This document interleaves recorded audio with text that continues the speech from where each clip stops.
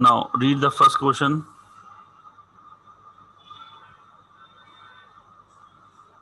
How do the ionizing abilities of beta particles and gamma rays compare with the ionizing ability of the alpha particles?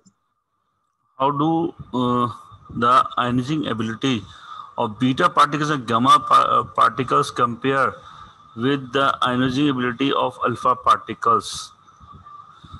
तो आपने बताना है इसमें कि alpha particle और beta particle की आयनाइजिंग पावर, किसमें आयनाइजेशन पावर ज़्यादा होती है और किसमें कम होती है, अल्फा बीटा गैमा।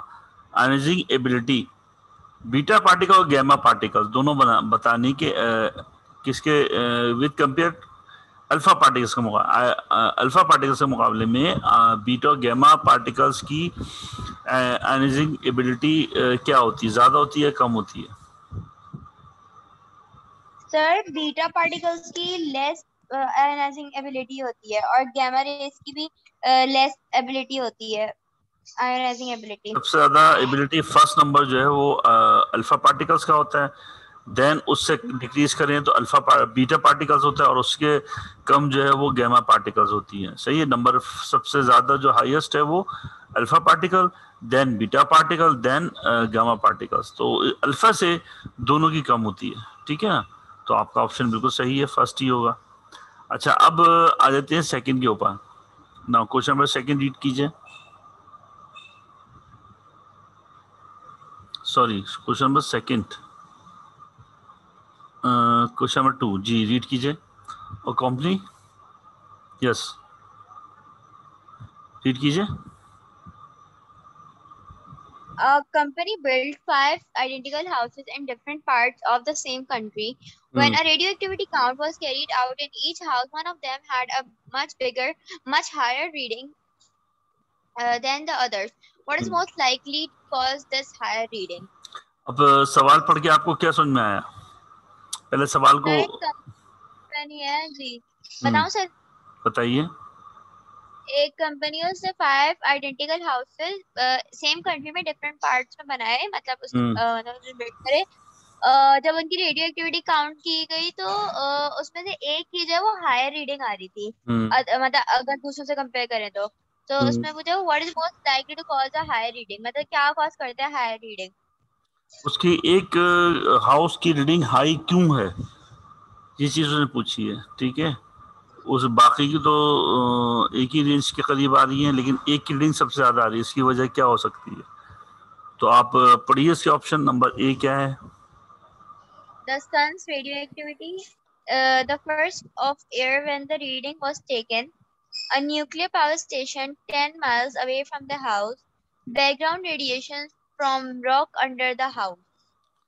वो ही कह रहे हैं पहले ऑप्शन में कि सन की रेडियो एक्टिवेशन तो एक ही जैसी रेडियो एक्टिविटी होगी सारी जगह पे, तो पहला ऑप्शन रॉन्ग हो गया।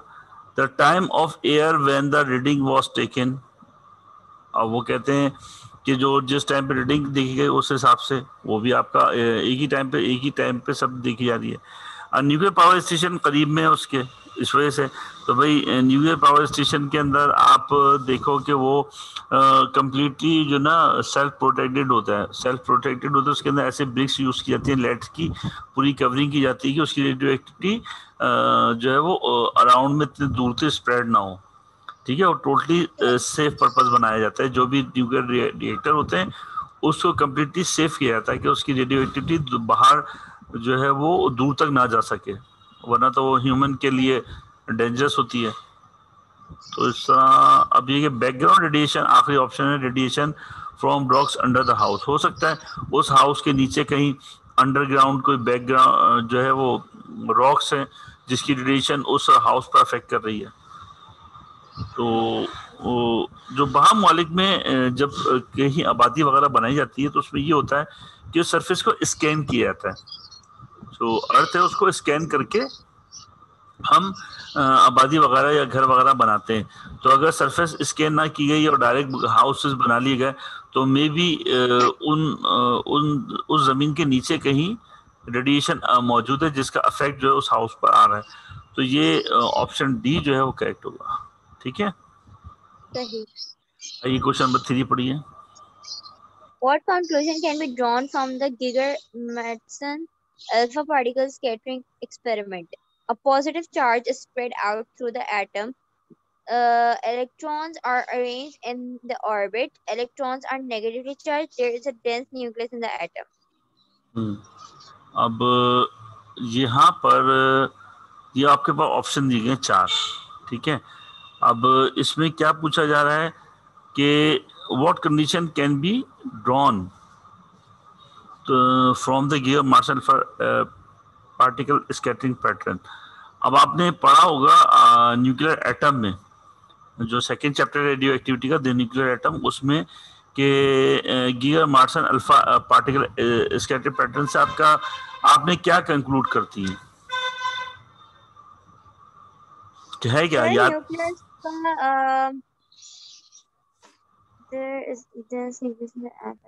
मतलब एटम का जो न्यूक्लियस है वो कम है, मतलब सर मतलब एक जो एटम है उसका जो न्यूक्लियस है मतलब वो कम है। इसमें सिंपल सी बात है, अल्फा पार्टिकल गियर मार्शन एक्सपेरिमेंट आपको याद है क्या था? एल्युमिनियम फॉयल, हाँ एल्युमिनियम फॉयल जब वो उसमें से रेडियो एक्टिविटी इमिट आउट होती है तो वो रेडियो एक्टिविटी जो है वो लार्ज एल्युमिनियम फॉयल से स्ट्राइक करके लार्ज एंगल से डिफ्लेक्ट करती है, सही है। तो उसमें जो मैक्सिमम अल्फा पार्टिकल्स हैं वो स्ट्रेट जाते हैं, कुछ जो हैं वो स्कैटर होते हैं मुख्तलिफ एंगल के, वो सब बहुत ही रेयर होते हैं, 8000 में 1 या 2 जो वो 140 के एंगल या बड़े एंगल से स्कैटर होते हैं। तो उसमें आपके पास ऑप्शन क्या है इसमें, पढ़िए जरा। A positive charge is spread throughout the atom. तो ये तो पॉसिबल नहीं, are arranged in orbit. पहला तो ऑप्शन होता ही नहीं है। Second, electrons are arrange in orbit, orbit में इलेक्ट्रॉन्स अरेंज है, उसके नहीं, ये भी नहीं होता।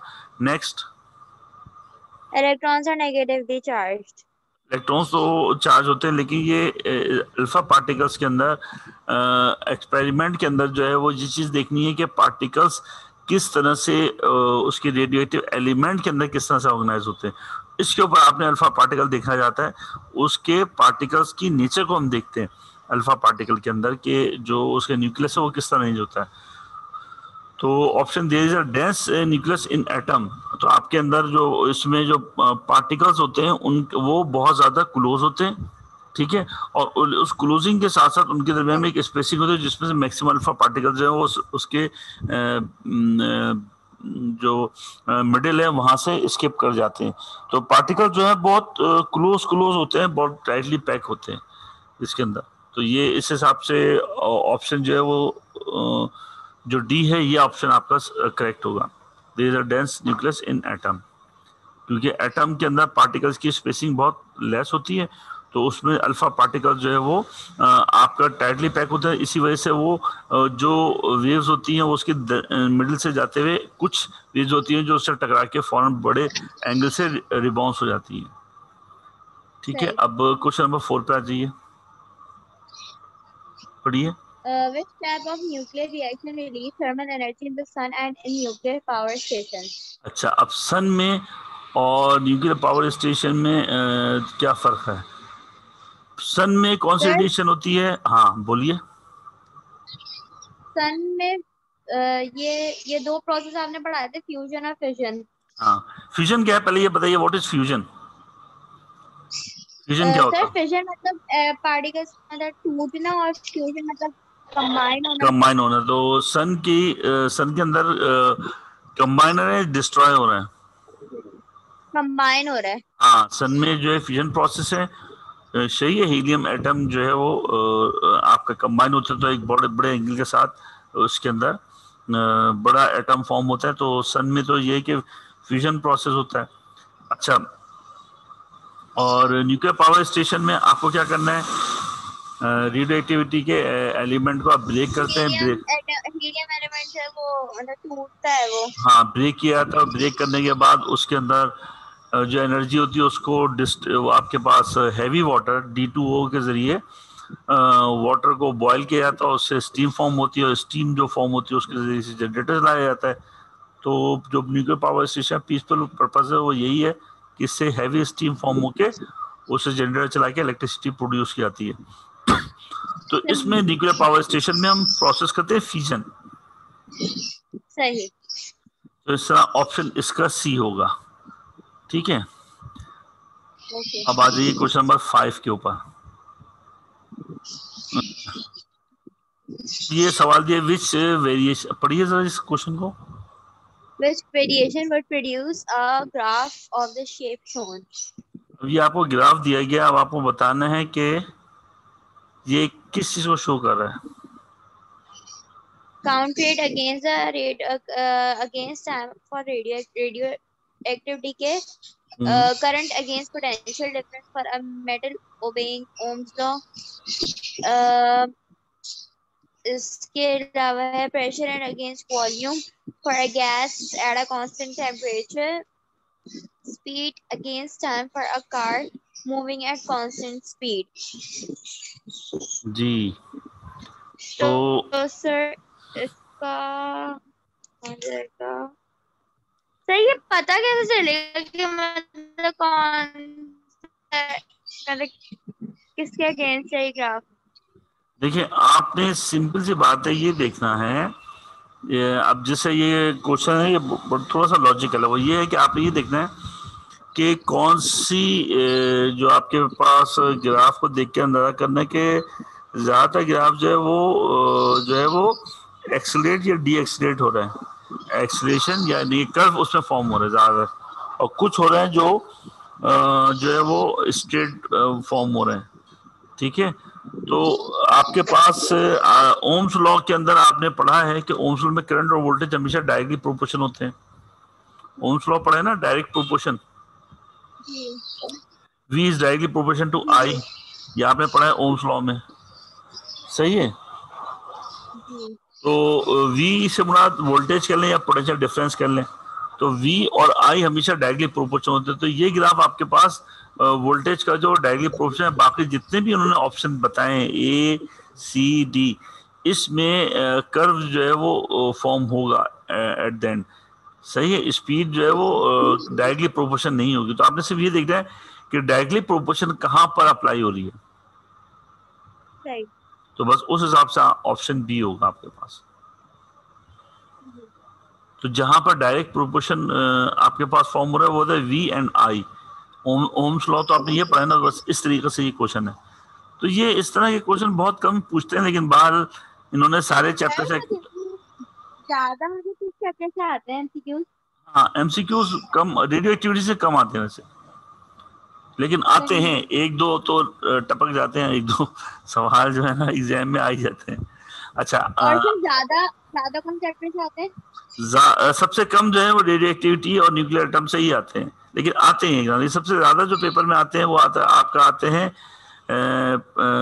जो ज्यादातर आते हैं वो आपका turning effect, for dynamics, kinematics, इससे ज्यादा पूछे जाते हैं। डायनेमिक और थर्मल से कंसर्न आते हैं क्वेश्चन ज्यादातर। फिर प्रॉपर्टीज से, टेम्परेचर की प्रॉपर्टी से कंसर्न आते हैं।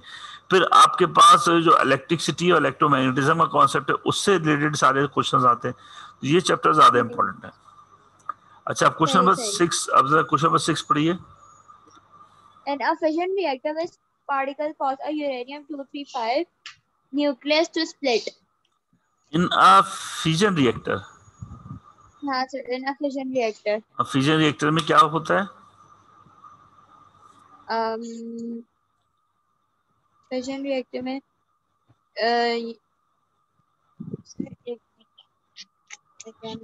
Uranium 235 nucleus to split, uranium को ब्रेक करते हैं आप, ब्रेक किया जाता है।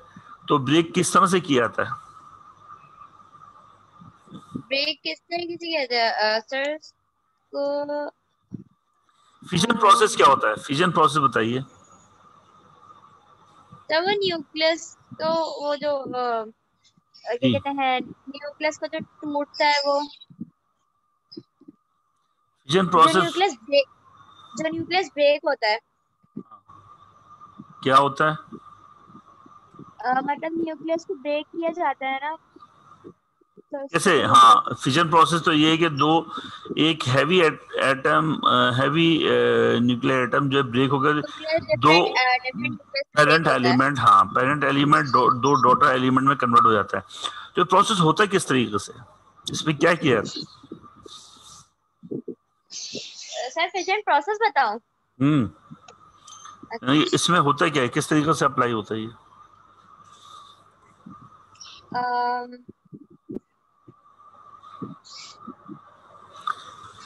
पेरेंट एलिमेंट पर एक slow moving neutron, parent element पर एक स्लो मूविंग न्यूट्रॉन आके हिट करता है, तो फिर वो पेरेंट एलिमेंट जो है वो दो डॉटर एलिमेंट या डॉटर न्यूक्लियाई में कन्वर्ट हो जाता है। जब वो डॉटर एलिमेंट में कन्वर्ट होता है तो उसके बाद हर डॉटर एलिमेंट में से मजीद दो न्यूट्रॉन निकलते हैं और वो न्यूट्रॉन वापस उसी डॉटर एलिमेंट में टकराते हैं। तो इस तरह से एक हैवी एटम मुसलसल ब्रेक होता रहता है और ये प्रोसेस क्या आता है? Chain reaction. ठीक है, एक जगह फिजन प्रोसेस शुरू हो जाता है तो वो अनकंट्रोल बन जाता है, वो मुसलसल होता रहता है। इसको हम न्यूक्लियर रिएक्टर में आपको तफसील से बता रहा हूँ क्योंकि आपको ये चैप्टर सॉल्व करते हुए पूरी उसकी नॉलेज होनी चाहिए, इस चैप्टर की पूरी। तो अब ये चेन रिएक्शन कंटिन्यू प्रोसेस है, इसे अनकंट्रोल प्रोसेस रहता है। एक दफा स्टार्ट हो गया तो मुसलसल ये चलता रहता है। इसको कंट्रोल करने के लिए हम न्यूक्लियर रिएक्टर में ये करते हैं कि बोरॉन रॉड से न्यूट्रॉन्स को कम कर लेते हैं। ये फ्यूजन प्रोसेस हम न्यूक्लियर रिएक्टर में करते हैं, तो वहां पर हम क्या करते हैं, बोरॉन रॉड के जरिए से रेडियो एक्टिविटी के जो न्यूक्लियस है उसको एब्जॉर्व कर लेते हैं और उसको फिर अपने हिसाब से कंट्रोल कर लेते हैं। तो अब ये इनका कहा है कि न्यूक्लियर रिएक्टर के अंदर ये फिजन रिएक्टर जब हो रहा है तो यूरेनियम एटम जब ब्रेक कर रहा है तो उसको ब्रेक करने के लिए क्या चीज अप्लाई की जाती है, किस तरह से इस्तेमाल किया जाता है? नंबर ए देखें, ऑप्शन क्या है? सर पढ़ूं नेक्स्ट वाला क्वेश्चन? नहीं, ये क्वेश्चन में क्या आंसर होगा? ए ऑप्शन बताइए, क्वेश्चन नंबर 6 में। सर न्यूट्रॉन न्यूट्रॉन आके हिट करता है ना उस बस, तो पे न्यूट्रॉन ही होता पेरेंट है, बिल्कुल सही। अब क्वेश्चन 7 पे आ जाइए। A radioactive isotope has a half-life of 2 minutes. What can be deduced from this statement? Ji, After half minute, half of the isotope remains. After 1 minute, 1/4 of the isotope remains. After 4 minutes, 1/4 of the isotope remain. After 4 minutes, none of the isotope remain. तो इसमें किस तरह से solve करेंगे? Radio active element isotope has a half life 2 minutes. What can be deduced from this estimate, this statement? तो इसमें radioactive का जो फॉर्मूला होता है वो किस तरह से किस तरीके से देखा जाता है? हाफ लाइफ किस तरह से देखी जाती है? आपको फॉर्मूला पता है इसका? हाफ लाइफ में? हाँ, हाफ लाइफ में हम कैसे कैलकुलेट करते हैं? 1/2 की पावर n। जी, 1/2 की पावर n होती है। तो 2 n आपके पास क्या है? Half life. जी, तो क्या फॉर्म बन जाएगी? सर इसका हो जाएगा 4 मिनट 2 हो जाएगा ना n। 2 की पावर n होगा सर आफ्टर 4 मिनट्स 4 मिनट, बिल्कुल हो जाए। हाँ 1/4 of the isotope remain. One आपका फॉर्मूला है 1/2 n और ए हाँ उसका पावर के हिसाब से फॉर्मूला होता है। तो उसमें जो हाफ लाइफ है 1/2 की पावर n से हम कैलकुलेट करते हैं। उस हिसाब से जो डिकेड एटम होते हैं उसकी अमाउंट को हम कैलकुलेट करते हैं कि 1/2 की पावर n के हिसाब से कितना वो डिकेड एलिमेंट जो है वो आखिर में आपके पास बच जाएंगे। अनडिकेड एटम कितने रहे, तो इस तरह 1/2 की पावर n, तो उसके बाद 2 की पावर n का मतलब 2 2 जा 4, तो 4 मिनट्स के हिसाब से वो डिके करेगा। तो इसमें ऑप्शन जो है आपके पास अप्लाई करेंगे तो ये आ जाएगा ऑप्शन नंबर सी। अच्छा, अब क्वेश्चन नंबर डी जो है वो मैं आपको जरा क्लियर कर दूं, 1 मिनट, क्योंकि ये आपके पास क्वेश्चन क्लियर नहीं है तो उसको मैं क्लियर कर दूं। 1 मिनट रुकिए जी। अब क्वेश्चन नंबर 8 पढ़िए। The diagram shows how the thickness of paper is measured during manufacture. If the sheet is too thick, fewer beta particles can reach the detector. A source of alpha particles is not used for this purpose because alpha particles are all stopped from the paper, are too dangerous to those working nearby, have a short half-life, make the paper radioactive. Sir, are all stopped by the paper क्योंकि बहुत हल्के होते हैं तो उस वजह से ऐसे किसी पे हिट होता है तो फौरन खत्म हो जाता है. हाँ, इसमें यही पूछा कि आपका जो डिटेक्टर है उसके अंदर हम अल्फा पार्टिकल क्यों यूज नहीं करें. तो इसमें आपको जो चीज देखनी होगी वो देखनी होगी पेनिट्रेटिंग पावर. सही है. ये चीज आपको जब उसकी प्रॉपर्टीज बताई थी अल्फा पार्टिकल्स की, उसमें आपको ये पेनिट्रेटिंग पावर का कॉन्सेप्ट होना चाहिए. सबसे कम पेनिट्रेटिंग पावर किसकी होती है? बहुत हल्की कम पेनिट्रेटिंग पावर अल्फा पार्टिकल्स. उसके बाद फिर बीटा पार्टिकल और फिर गामा पार्टिकल्स. तो इस तरह से आपका ऑप्शन ए ही सही होगा. ठीक है. तो पेनिट्रेटिंग पावर का कॉन्सेप्ट यहाँ पर, और ये यूजेस में मैंने आपको बताया था जो हम यूज करते हैं वो उस यूजेस के हवाले से आपने देखना है. अब आ जाइए क्वेश्चन नंबर 9 पढ़िए. The result of the Giger-Madsen scattering experiment provided evidence for the presence of the nucleus within the atom. What was scattered in this experiment? Ji, Geiger-Madsen सवाल पढ़ के बताइए, पूछा क्या है. और सर जो रिजल्ट है गीगर-मैडसन स्कैटरिंग एक्सपेरिमेंट वो इस चीज की एविडेंस देता है कि nucleus with presence of nucleus with an atom, मतलब एटम के अंदर न्यूक्लियस प्रेजेंट है. राइट से यही होगा. तो what were scattered in this experiment. इसमें क्या चीज स्कैटर हो रही है?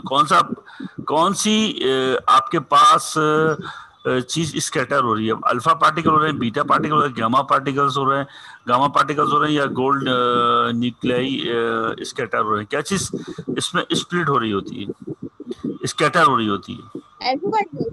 हाँ, तो ये जब पार्टिकल्स ही अल्फा गीगर-मैडसन एक्सपेरिमेंट पैटर्न है ये, तो इसमें अल्फा ही यूज होती है. तो बहुत आसान सा सवाल था.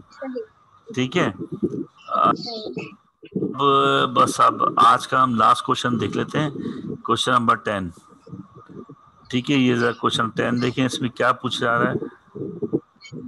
क्वेश्चन नंबर 10 के अंदर बताइए. 1 मिनट, इसको हम नीचे ले गए. अब आप क्वेश्चन 10 पढ़िए. क्या चीज है? सवाल पढ़िए. Question 10.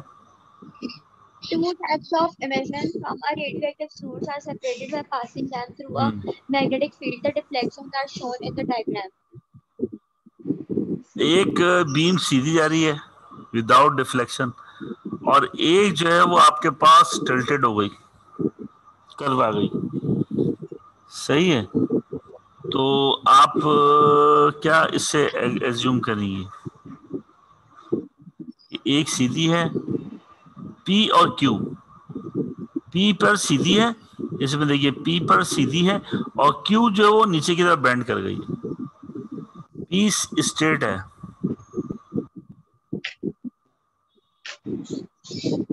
What are the emissions? P and Q. तो नीचे ऑप्शन दिखा दे. P स्ट्रेट है, Q बेंड हो. अच्छा, अब आपको यहाँ नजर तो आ रहे हैं, देखें स्क्रीन के ऊपर आ रहे हैं आप. P स्ट्रेट और Q बेंड. नीचे देखें, अब तो आ रहे होंगे. जी आ गया. बताइए इसको, और मजीद मैं आपकी स्क्रीन पे फुल स्क्रीन कर देता हूँ. देखिए. हाँ. What are the emission? P straight है और Q नीचे की तरफ डाउन मूव कर गया.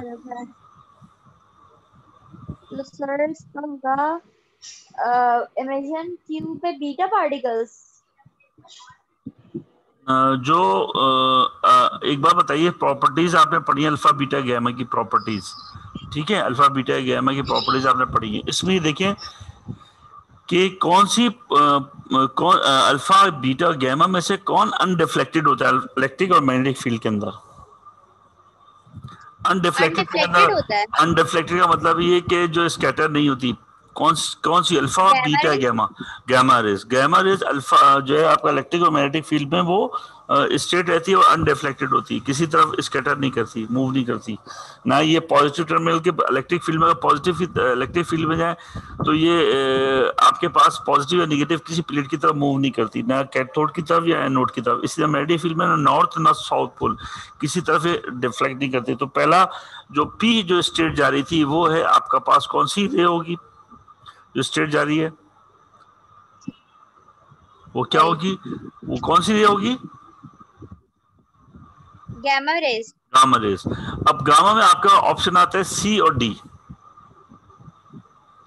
सही है। इस तो तरह अल्फा पार्टिकल्स तो होंगे नहीं, क्योंकि अल्फा पार्टिकल्स की रिफ्लेक्शन आप बताए थे, और मतलब वो हल्की होती है, तो फिर बीटा पार्टिकल्स और गामा रेज ही होंगे ना। डी अल्फा पार्टिकल्स की पेनिट्रेटिंग पावर बहुत वीक होती है, वो इतनी आगे तक मूव नहीं कर सकते। जैसे आप बताया ना आगे तक उन्होंने कही, आप इस ऑप्शन में देखें तो ये उन्होंने बताया कि ये आगे तक मूव कर रही है। देखिए क्यू जो है बिल्कुल एंड तक आपका प्लेट की जो इसकी बार है इसके एंड तक तकरीबन आ रही है। तो इस तरह पेनिट्रेटिंग पावर इसकी ज्यादा है, मूव करने की एबिलिटी ज्यादा है। तो पहला तो ऊपर पी तो डिसाइड हो गया गामा। अब आप बचिए ऑप्शन क्यू के लिए, आपके पास ऑप्शन बचा बीटा और अल्फा। तो अल्फा तो हो नहीं सकती क्योंकि अल्फा जो है वो पेनिट्रेटिंग पावर उसकी वीक है, जो बहुत जल्दी एब्जॉर्ब हो जाएगी, खत्म हो जाएगी।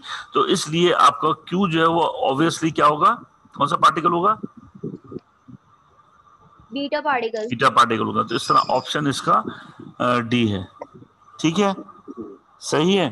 तो अब मेरे ख्याल में आज आप मजीद रेडियोएक्टिविटी क्वेश्चंस कंप्लीट कीजिएगा और फिर जैसे हैं मुझे बता दीजिएगा फिर अपना शेड्यूल, तो फिर मजीद में आगे जो है क्लास कंटिन्यू कर लूंगा। ठीक है, तो थोड़ा आइडिया हो गया। और चैप्टर को अच्छी तरह पढ़ लीजिएगा। देखिए इसमें जो ज्यादातर आप ये समझ लीजिए, जो पास पेपर के अभी हमने क्वेश्चंस पढ़े, ज्यादातर आपको रेडियो एक्टिविटी में बेसिक हाफ लाइफ का कॉन्सेप्ट होना चाहिए, इससे कंसर्न क्वेश्चन आते हैं। ठीक है, फिर आपको ये चीज पता होना चाहिए हाफ लाइफ के बाद डिसइंटीग्रेशन किस तरीके से होती है।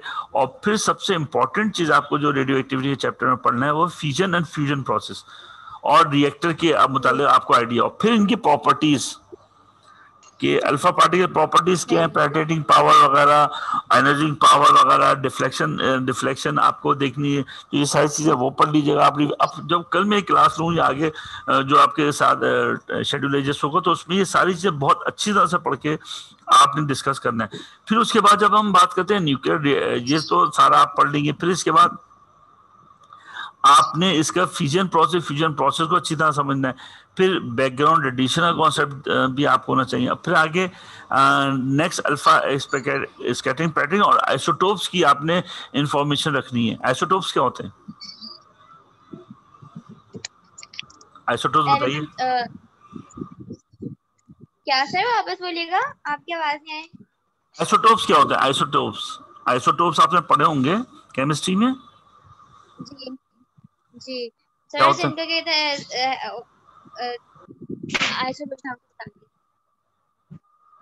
जिनका sir equal number of proton है बट न्यूट्रॉन नंबर उनका डिफरेंट होता है। हाँ, जैसे हाइड्रोजन में ड्यूटियम और ट्राइटियम वगैरह है, ड्यूटियम ट्रिटियम वगैरह है, हाँ। तो इसी तरह क्लोरीन में भी होते हैं, इसी तरह दूसरे कार्बन वगैरह में भी होते हैं। कार्बन 14 है। तो अच्छा इसके अलावा आपने इनकी प्रॉपर्टीज के अलावा इसके यूसेज भी पढ़ना है सारा तफसील। इसलिए बता रहा हूँ कि सारी चीजें आपने कल स्टडी करके बैठनी है। अब जब क्लास में नहीं हो तो उसमें इसका यूसेज के रेडियोएक्टिव कहाँ यूज होते हैं, उसके एडवांटेजेस, डिसएडवांटेजेस, प्लस इसकी एप्लीकेशन। तो ये सारे से कोई ना कोई चीज, जैसे फॉस्फोरस यूज की जाती है कैंसर के, ब्रेन कैंसर के लिए, इसी तरह इनके यूसेज कार्बन 14 वगैरह, कार्बन डेटिंग वगैरह का। तो ये सारी चीजें आपने कल स्टडी करके बैठनी है पूरे चैप्टर। ठीक है, तो कोई भी चीज कहीं से भी वो क्वेश्चन पूछ लेते हैं। तो मैं आपको ये थोड़ा सा आइडिया दे रहा हूँ कि इस तरीके से देखें, ये सब चीजें वही है। फिर हाफ लाइफ जो मैंने बातें की हैं, देखिए यही इसकी काउंट रेट वगैरह। तो ये क्वेश्चन इस तरीके से, इसलिए अगर आपको ये जितनी मैंने डिस्कस की, अगर आप ये सब चीजें कॉन्सेप्ट क्लियर नहीं होगा ना, प्रॉपर्टीज खास तौर पे और ये सब, तो आपको अब ये फ्यूजन प्रोसेस उसका रिएक्शन आपको, तो आपको फिर इस तरीके से बहुत मुश्किल, आपको ये क्वेश्चन देखें कितने सारे क्वेश्चन वो सब इसी पे बेस कर रहे हैं। तो अब फिर मैं इंशाल्लाह कल क्लास लूंगा, तो सब स्टडी करके बैठिएगा, मैं आपको एक आइडिया दे दिया मैंने, ठीक है। फिर हम मैं इंशाल्लाह कल क्लास कंटिन्यू करूंगा। जैसे हो मुझे टाइम टेबल बता दीजिएगा, अपना शेड्यूल बता दीजिए। ओके, फिर अल्लाह हाफिज।